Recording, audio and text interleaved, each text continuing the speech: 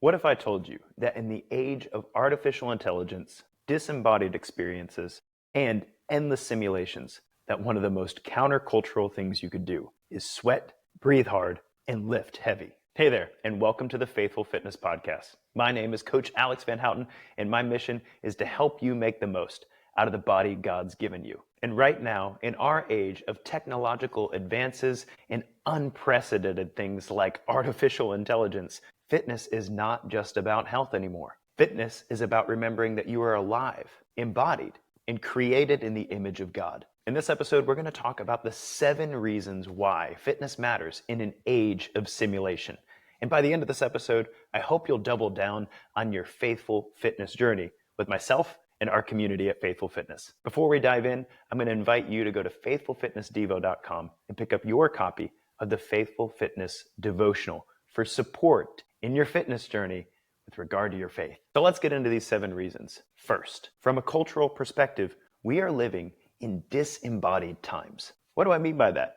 Well, we're surrounded by substitutes for lived experiences. Think about it. How many friends do you have on Facebook? Or how many followers do you have on social media? We live in a world where we can have a conversation with a computer.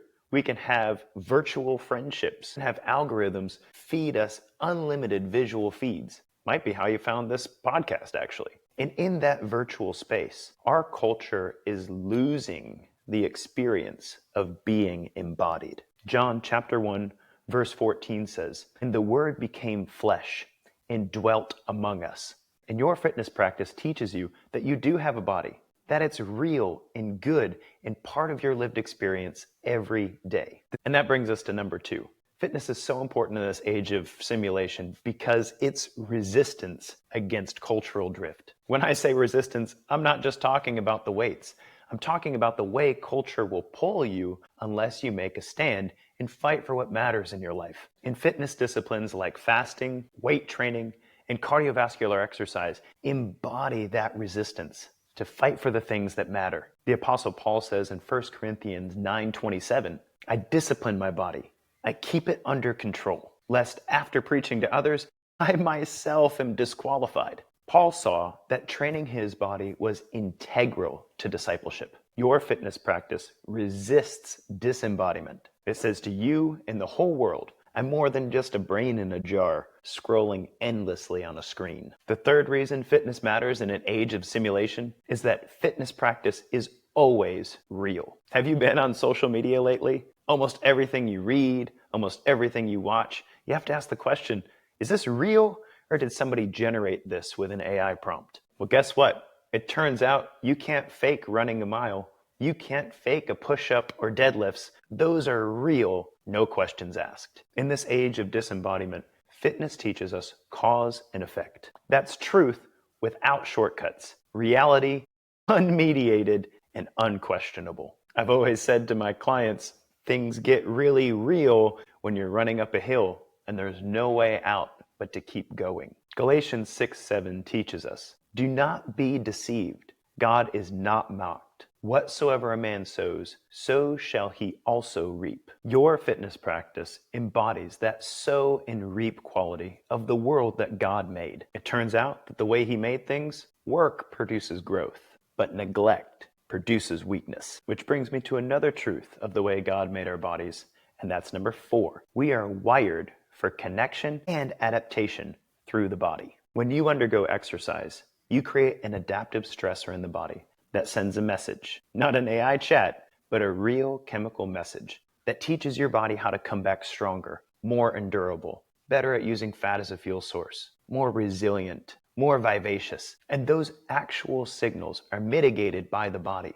There's no way you can think your way into those adaptations. Similarly, when we pursue our fitness experience with other individuals, there's a whole cascade of mind-body processes that help us to feel connected as well. Things like an increase of oxytocin when you get to walk side by side with your walking partner, or the activation of mirror neurons when somebody you're working out with does a move you don't quite know and you have to learn it by watching. Turns out mirror neurons don't activate when you're looking at a screen in the same way that when you're looking at a person who's really there with you. And if you have to do something difficult with another person, like run a 5K or complete an obstacle course race or ride a bike for a really long way, that shared experience forges a connection because of the embodied nature of the activity. That can't be replicated online. 1 Thessalonians 5:11 says, "Therefore, let us encourage one another and build one another up." Training not only builds your muscles and the strength of your heart, but in community, it reminds us that we were created for embodied encouragement. The fifth reason why fitness is so important in this disembodied age is the biblical responsibility of stewardship. Stewardship is a very powerful idea echoed throughout Scripture. And the idea is this, that God gives us things, and He expects us to take responsibility for those things and to take good care of them. God gave me this body. God gave me my body, and He gave you yours. And even in this age of simulation, we have a responsibility to care for our bodies well. That's stewardship.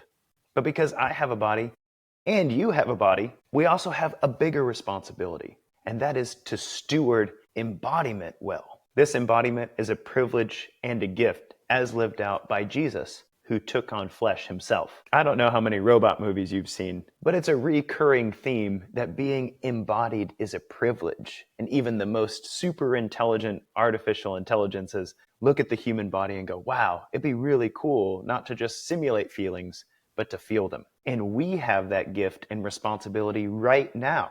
So in this age of simulation, our fitness practice is so important for stewarding our own body and stewarding this privilege of embodiment. We've been given a gift. Let's make the most of it. 1 Corinthians 16, 9 through 20 says this, "Do you not know that your body is a temple of the Holy Spirit? You are not your own. You were bought with a price.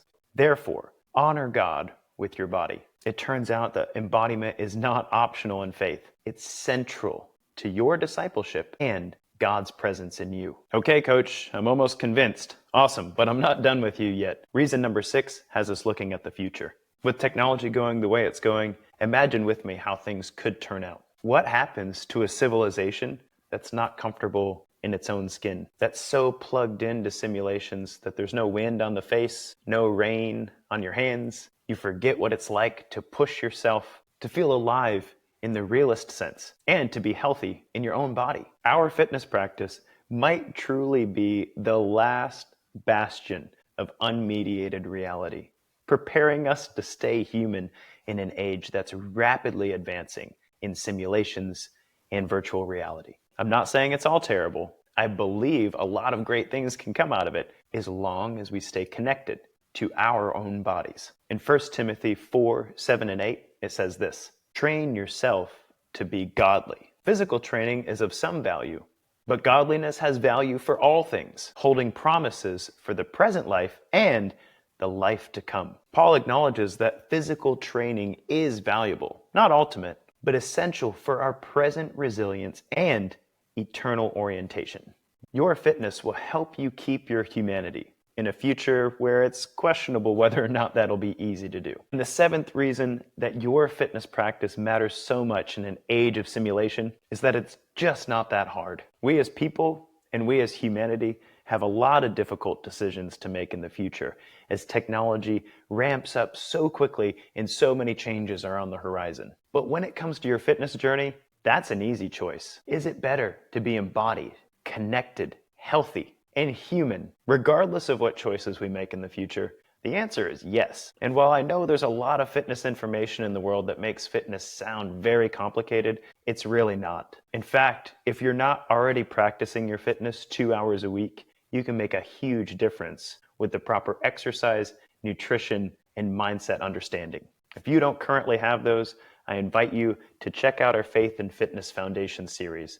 The link's in the show notes. There's never been a better time to prioritize your fitness journey than right now. And with our work here at Faithful Fitness, you don't have to pursue it with vanity. Faith and fitness are powerfully connected, and we'll show you how. Regardless though, don't outsource your humanity. Make sure you take one step every day to remind yourself that your body's real and that's worth taking care of. Lift, walk, stretch, run, play, and better yet, invite somebody to be a part of those things with you. Because in an age of simulations, your body, like it or not, is one of the last bastions of truth and reality. Steward it, honor God with it, and let it tether you to the truth that you are fearfully and wonderfully made. Psalms 139:14 says this, I praise you because I am fearfully and wonderfully made. Your works are wonderful, and I know that full well. In the Old Testament, in the book of Joshua, one of the original spies named Caleb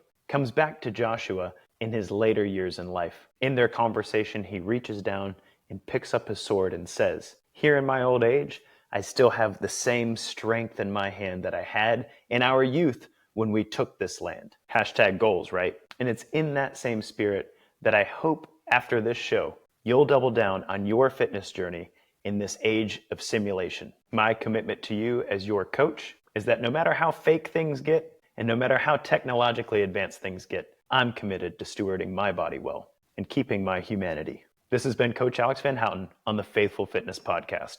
Until next time, guys, train hard, but pray harder.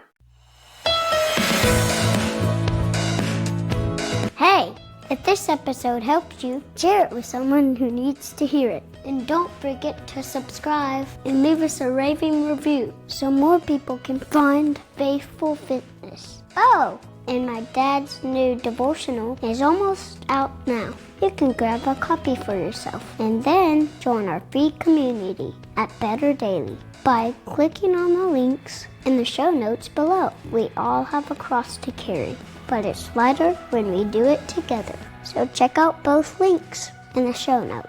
Don't be a big mo Bob, just do it. Until next time, don't forget, train hard and pray even harder.